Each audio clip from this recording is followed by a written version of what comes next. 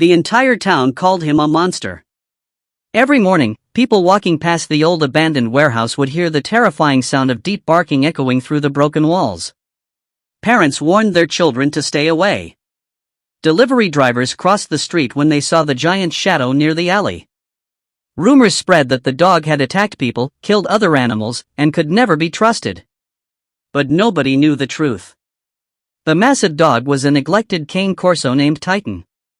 He weighed nearly 180 pounds, his black fur covered in dust and scars. One of his ears was torn, and heavy chains had rubbed deep wounds into his neck. For almost 2 years, Titan had been locked up by criminals who used him as a guard dog. He had never known kindness. Never slept in a warm house. Never felt gentle hands rubbing behind his ears. His life had been darkness, hunger, and fear. One freezing winter night, a heavy storm hit the city.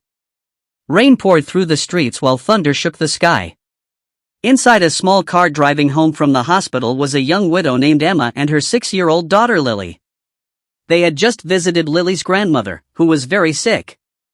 Emma was exhausted, emotionally broken, and struggling to survive after losing her husband the year before. As they drove down the empty road near the warehouse district, Emma suddenly slammed on the brakes. A tiny puppy was standing in the middle of the road, shaking in the rain. "Oh my God," Emma whispered. She quickly parked the car and ran outside while Lily stayed inside watching nervously. The little puppy was soaked and terrified. Emma carefully wrapped it in her coat and smiled softly. But then, a deep growl emerged from the darkness. Emma froze. 2 glowing eyes slowly appeared near the warehouse gate. Titan. The enormous Cane Corso stepped forward like a shadow monster from a nightmare. Rain dripped from his huge body while thunder flashed behind him. Emma's heart nearly stopped.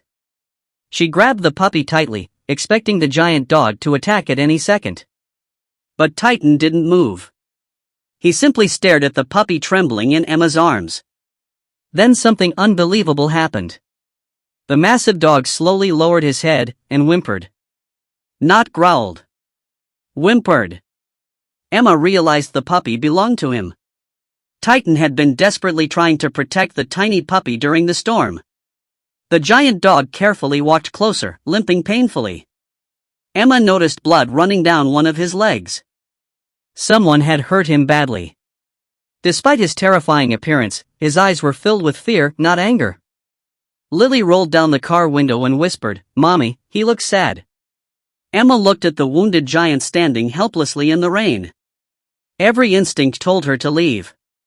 But something in Titan's broken eyes reminded her of herself after losing her husband. Alone. Scared. Forgotten. "Open the back door," Emma said softly. Titan hesitated. Then slowly, nervously, the giant dog climbed into the car beside the puppy. The suspension dropped under his weight. As they drove home, Titan never took his eyes off the little puppy sleeping in Emma's lap. It was the first time in years anyone had shown him kindness. When they reached the house, the real challenge began. Titan was enormous. His paws sounded like thunder on the wooden floor. Neighbors panicked when they saw him through the window. Some even threatened to call animal control.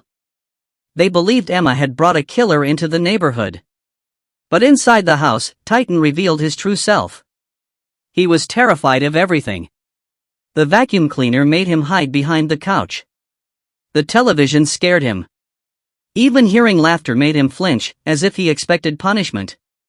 At night, Emma often found the giant dog curled tightly beside Lily's bedroom door like a frightened child. And every single night, Lily would quietly place her little blanket over his massive body. Weeks passed. Slowly, Titan began changing. His wounds healed. His coat became shiny again.